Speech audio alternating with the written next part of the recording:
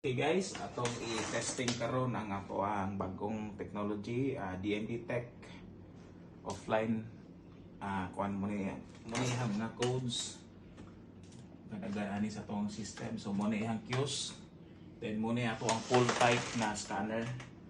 So nanatay nani nga version karon, so dili na ato sa wall. So natay upat ka cards, kani ang access card, kani ang card sa principal, kani din do ka estudyante. So, ganun natin access card kay para inig-on na to sa system, inani siya. So, dapat i-unlock sa yun na to ato ang system before siya magamit. Kay ano, ang purpose ani, kay basin na makakonect lain niya.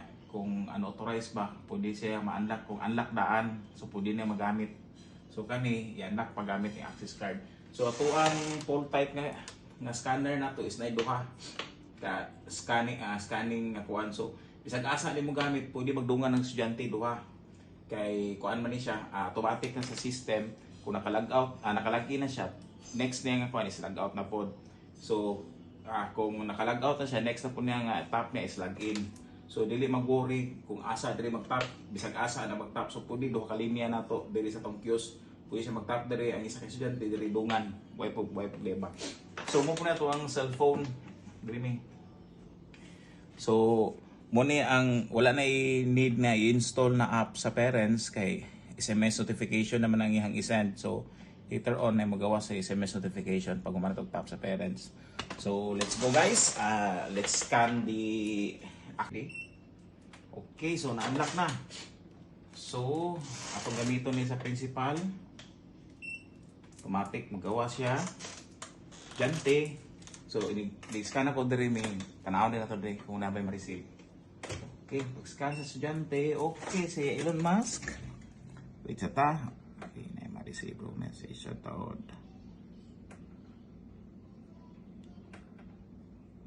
Okay. So, natin na-receive na message. So, money.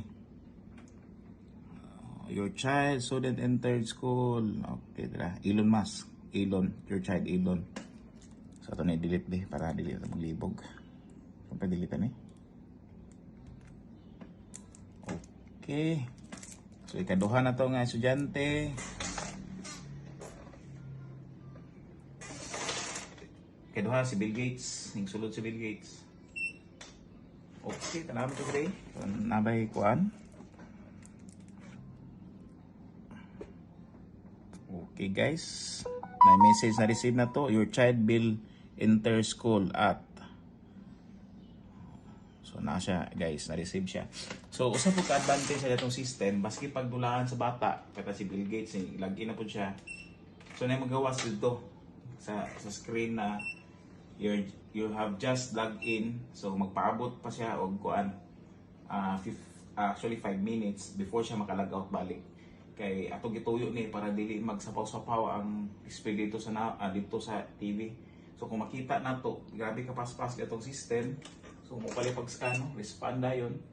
So, yun na nakapaspas at ng system. Testing na ito si Minchi, kung kuhan na ba. So, magpaabot pa siya after 5 minutes para kuhan. So, guys, muna ito ang DMD Tech offline version of Schooltech, sister company of Schooltech nga nag-provide og system para sa mga schools na wala internet connection. So, kung tanaw na ito diri ni. Sa yung dashboard, actually similar lang yung kay siya sa to ang Schooltech na online version. So ang kanilang is offline version.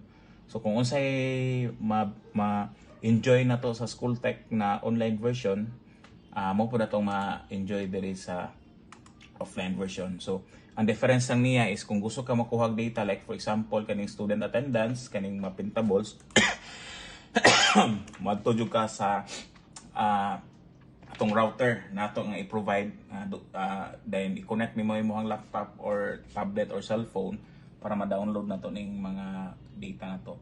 So more difference, unlike manggod sa Schooltech nga online is anywhere in the world pwede ka maka-download basta as long as connected ka sa internet. So guys, if you have questions and clarifications sa atong system, pwede mo chat sa ako or mo comment down below. Thank you and good afternoon.